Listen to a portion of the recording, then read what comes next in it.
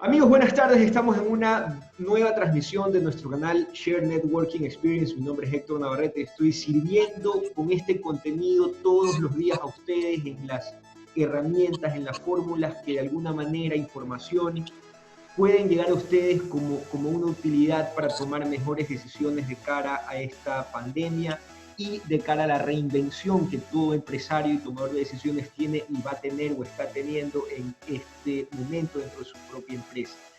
En esta ocasión le agradezco mucho la participación a Juan Carlos Jácome, un gran amigo de toda la vida, saliente presidente del directorio de la CFN Corporación Financiera Nacional, a quien le aplaudo su gestión, y en esta entrevista básicamente le he pedido que conversemos sobre ella para que de alguna manera, y saliendo de su cargo, podamos conocer lo que se hizo, los logros que se tuvieron, los resultados, y luego de eso poder saber también qué será un poco el futuro profesional de Juan Carlos. Vamos a verlo a continuación. Solamente para quienes no lo conocen, Juan Carlos Jácome es economista de la Escuela Superior Politécnica del Litoral, es máster en Economía de la Universidad Católica de Lovaina, máster en Análisis Cuantitativo de Políticas Sociales en la Universidad Católica de Lovaina.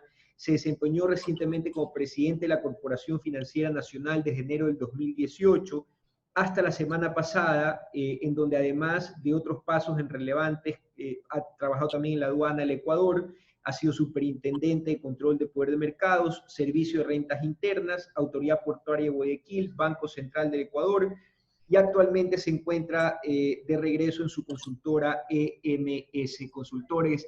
Mi querido Juan Carlos, qué gusto de saludarte. Muchas gracias por aceptar esta invitación y bienvenido. Héctor, ¿cómo vas? El gusto es mío. Un gusto verte a la distancia. Asumo que pronto ya esto va a bajar un poco y nos vamos a ver personalmente.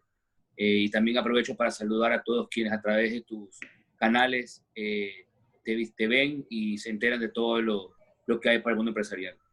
Muy bien, Juan Carlos, muchas gracias por estar acá. Y bueno, comencemos un poco por el tema de la CFN, ¿no? Cuéntanos ya un poco en el balance final. Me parece que estos días, después de tu salida, deben de haber sido días en los que te has pensado mucho cómo fue tu gestión, cuál fue, digamos, de alguna manera el resultado que hubo con ella. Y cuéntanos un poquito qué es lo que crees que se logró y qué es lo que le dejas al país después de esta notable y destacada labor. Bueno, creo que CFN, cuando asumí el mando, aunque más o menos diría desde que el presidente asumió su mandato, sí, era una CFN primero muy distante de la sociedad, estaba vista de una forma como una urna de cristal en una colina, por ponerlo gráficamente, era poco accesible, todo manual, muy tecnológico, había poca capacidad de visualizar desde el punto de vista del cliente sus trámites, cómo estaban las respuestas. Entonces era un entorno no tan amistoso para quien aplicaba y no tan accesible para quien aplicaba. Eso fue lo que encontré y que de hecho lo conocía desde lo que ya me desempeñaba en el mundo privado, y uno ahí se conversa y escucha diferentes percepciones del servicio público, entre ellas de CFN en ese entonces. Cuando yo entré, ya quien estuvo antes en mi puesto, ¿sí?, que fue Santiago León, él ya había iniciado una política de 15 días en responder los trámites, ¿ok? Obviamente su estadio fue muy corto, que básicamente quizás logró nomás ese punto inicial, y luego de eso, un poco, ¿qué es lo que hice yo? Primero, me definí 3 caminos.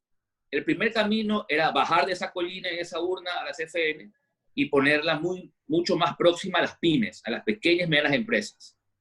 Segundo, poner tecnología para mejorar la experiencia del cliente, para hacer más transparente el proceso, ¿sí?, y de alguna forma darle el control al cliente y que el cliente pueda jugar a la CFN. Y tercer punto, de alguna forma diversificar la cartera o la parrilla de productos para estar no solo más próximos, sino también, digamos que a la par de los botones que había que presionar para realmente ser una banca de desarrollo. Fueron los tres temas digamos, que me propuse. En el primer tema, ¿sí? Que es el que te refiero a proximidad hacia las pymes, creo que se hizo un trabajo muy, muy grande.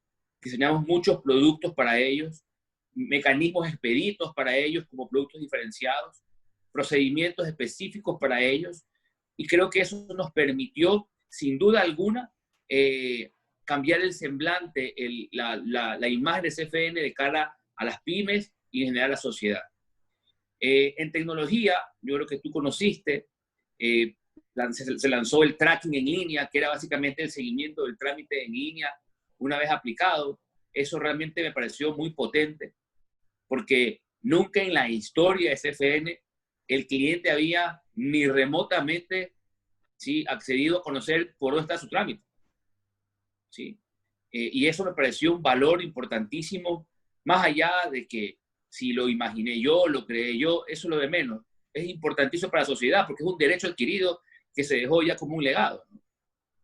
Otra innovación fue la videollamada CFN. Esa videollamada CFN inicialmente fue para hacer cobertura. El Oriente era más complejo montar una sucursal allá por el costo que eso implica, ¿sí? Y el gasto que eso implica. Es decir, no es que usted sabía que el coronavirus iba a venir en algún momento. No tenía ninguna información privilegiada. Pero en todo caso... Pero se adelantó oportunamente, digamos. Y debo decir que sí, fue una visión bastante interesante, que un año y medio antes se pudo lanzar una herramienta que fue el salvavidas de toda la cuarentena. Claro. Entonces, la videollamada fue otra innovación en la experiencia del servicio al cliente. Se reformó íntegramente el procedimiento para el crédito en CFN. No es lo mismo aplicar en una empresa pública que una empresa aplicada a una empresa privada al crédito. Y acá, como en una empresa pública, un banco público como CFN, requieres eso de la accountability a la sociedad, ¿sí? Creamos un procedimiento, primero, muy claro. Ya no había eso que en cada momento del crédito, sin saber cómo era el crédito, te pedían documentos de forma infinita y nadie al final sabía cuántos papeles eran requeridos para hacer crédito. No, eso es la historia antes. Claro. Actualmente, el que se enfrenta al mostrador ya sabe el conjunto finito de documentos que tiene que presentar. Presentado eso, entra al trámite y ya el cliente puede hacer el trámite en línea, el seguimiento, ¿no? Entonces, ya creas todo un espacio de control y de eficiencia. De ahí, en 15 días hábiles, la CFN... Sí. Parece que tuvimos una debía responder de señal. Sí, tenemos una saturación de señal. Juan Carlos, si nos escuchas, regresamos. Sí, ahí estamos. Sí, se te escuchó hasta la parte en la que un poco explicabas cómo funcionó la innovación. Sí, entonces en 15 días hábiles tú tenías una respuesta. Tú sabías, ¿sí? Tú sabías claramente si tenías una respuesta favorable que iba a comité para aprobación o si tenías que ir a escuchar lo que tu trámite tenía. Y eso fue para mí una innovación también tremenda, lo que se denomina hoy en día la junta de cliente. Se sientan los ejecutivos de CFN, ¿sí? Y conversan con el cliente y dicen, miren, yo esto de aquí veo en su trámite. Y el cliente sabe que tiene que reformular, ¿sí? Y que no. Y de esa forma hay una vinculación real en este caso, del cliente en el proceso. Entonces, eso para mí enriqueció mucho, dio transparencia, dio seriedad, renovó el rostro de CFN cara a los clientes y realmente creo que hoy es algo que debería mantenerse. Obviamente ya está en otras manos, pero obviamente debería mantenerse, es mi humilde opinión, porque de alguna manera garantiza la transparencia de cara al usuario, que es el cliente, ¿okay? Que es el ciudadano. De ahí, en productos, se hizo muchísimo. En pymes, hartísimo. Se sacó el producto PYME Express, que en definitiva ¿sí? En definitiva, tenía un año aproximadamente de ser lanzado, que se convirtió también, así como la videollamada, en la boya de salvamento durante la cuarentena, porque fue el único producto, por cómo fue concebido, que venía de la mano para ser capital de trabajo y sin tener que aplicar físicamente. También se hizo otro producto que era Pyme Prospera, que era justamente para poder sembrar capital en las pymes. Se utilizó el fondo de garantías para que las pymes puedan acceder en créditos a través de banca privada. En este caso fue Banco Pacífico que daba los créditos. Fueron ahí cerca de 80 millones lo que se dio, donde CFN fue el garante, y aproximadamente fueron cerca de 2.500 beneficiarios. O sea, son números que son importantes, porque sin duda alguna te generan a nivel de pyme un aliento que antes no existía. De ahí, por ejemplo, se desarrolló un producto muy interesante para movilidad eléctrica. Recuerdo que dentro de las iniciativas que tuviste justamente para las pymes estuvo el programa Juntos. No has mencionado todavía Juntos. Claro, ahora, eso te iba a decir, o sea, primero pymes, ¿no? Ese fue la primera, digamos que diseño de productos. Luego, ya visualizado pymes, dándole más acceso a las pymes, se construyó el siguiente bloque. Y el siguiente bloque es el concepto del desarrollo. El desarrollo no es solo la actividad, no es solo ver el agro, no es solo ver la construcción, no es solo ver la pesca, no es solo ver la industria. Lo que también hay que ver es la dinámica, porque desarrollo es cuando un niño va creciendo y se convierte en adulto. Eso es desarrollo también. Y lo que tratamos también de crear a nivel de productos fue algo también transversal, algo que permite el surgimiento de nuevas empresas y que crezcan. Entonces, Juntos de CFN fue ese producto que nació para justamente el inicio de los negocios, ¿sí? No como capital semilla, que es como usualmente la gente lo visualiza, sino como un crédito. ¿Y cómo nació? De hecho, ese fue uno de mis hijos más queridos, por decirlo así, dentro de los productos, porque surgió de un análisis de esta línea. ¿Por qué es tan sencillo para alguien que ya gana un sueldo por mucho tiempo, permanentemente, o para un profesional que ya tiene una afluencia de honorarios recurrente, un odontólogo, un doctor, un ingeniero? Es tan sencillo aplicar a tarjeta de crédito y usar la tarjeta de crédito. ¿Por qué? Porque el sistema está diseñado de esa forma, donde se privilegia el consumo.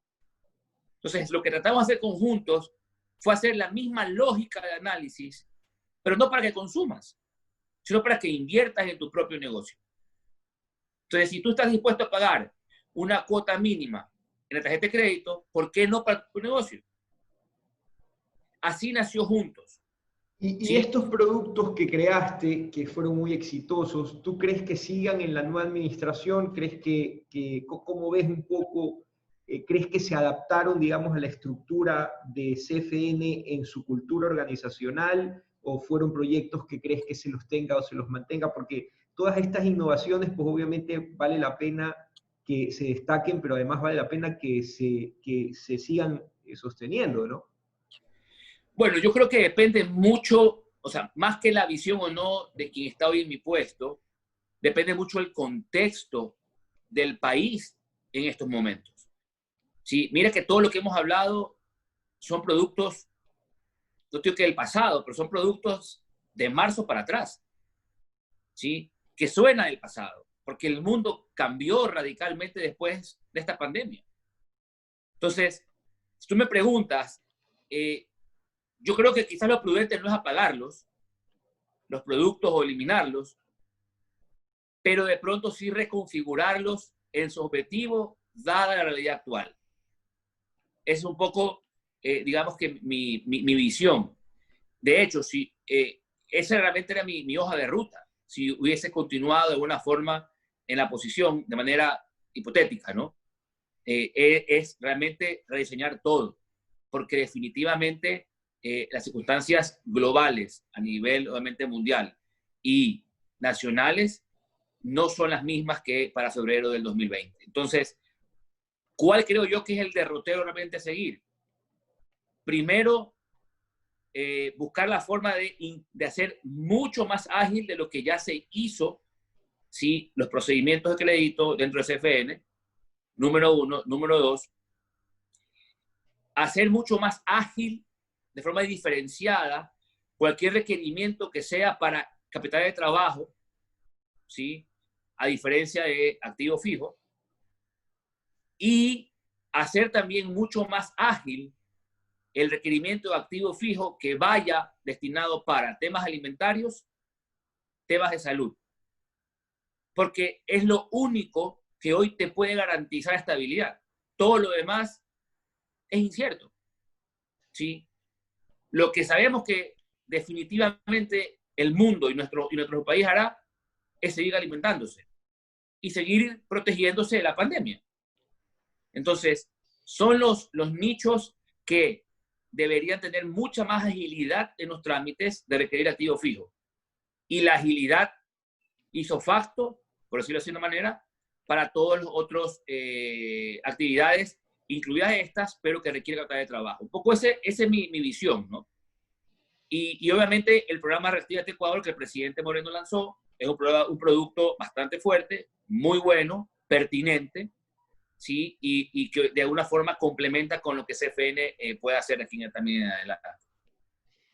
Juan Carlos, ¿cómo ves la economía? Y perdona que un poco meta un tema así, lo intercale de manera espontánea, me parece interesante. Tú eres un economista que tiene una visión siempre muy interesante del entorno. ¿Cuál es tu perspectiva económica para este año y el próximo, en calidad de economista? A ver, yo creo que lo que le pasa al Ecuador le pasa al mundo entero. Es un trimestre que las economías no han producido mayormente. Obviamente, si tu producción disminuye en términos agregados, tu demanda de materias primas y de mano de obra va a ser menor, lo cual de forma clara nos lleva a que va a haber un desempleo asociado a esta coyuntura, que ya lo estamos viviendo, ¿sí? Aquí y en todo el mundo, y que obviamente el arte de la política pública es la que hará que las sendas sean mucho más extensas o mucho más cortas de ajuste, ¿sí? Creo yo que el Ecuador, por su naturaleza de ser una economía dolarizada, tiene una coyuntura distinta y que la hace más compleja al mundo entero, ¿sí? Siempre para quien tenga moneda propia será mucho más fácil imprimir o generar política monetaria que te acelere la economía y salgas del problema, ¿sí? Nosotros como país tenemos que pensar todo en mucho más detalle, ¿no? Porque nuestra economía es sencilla. De hecho, no hay nada de complejo en comprender la economía ecuatoriana. La economía ecuatoriana es sin duda como una piscina, con tubos de entrada de agua y tubos de salida. Pero lo que marca el crecimiento de nuestra economía es cómo se mueva la cota de agua en la piscina. Si la cota sube, la economía crece. Si la cota baja, la economía decrece. Si la cota no se mueve, la economía es estable. ¿Ok? Y obviamente, al no haber petróleo, o caerse el petróleo a precios realmente devastadores, ¿sí? Que es realmente la mayor fuente de ingresos de divisas hacia el país, los ductos de entrada de agua, ¿sí? Convierte en el escenario mucho más complejo. Entonces, ¿cuál debe ser la tarea?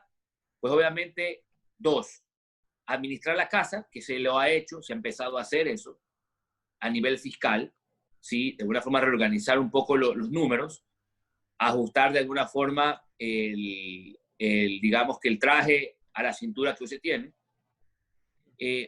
pero también seguir buscando los recursos que ya han empezado a llegar, como los que te mencioné de Reactívate Ecuador, para que siga entrando más divisas al país. ¿Ok? Yo creo que aquí toca ya ser más creativo en qué construir, que es la respuesta del millón, no lo coyuntural, sino de aquí a mediano plazo. ¿Qué construir en el Ecuador para que la entrada de divisas siempre sea endógena, es decir, que no dependa del petróleo?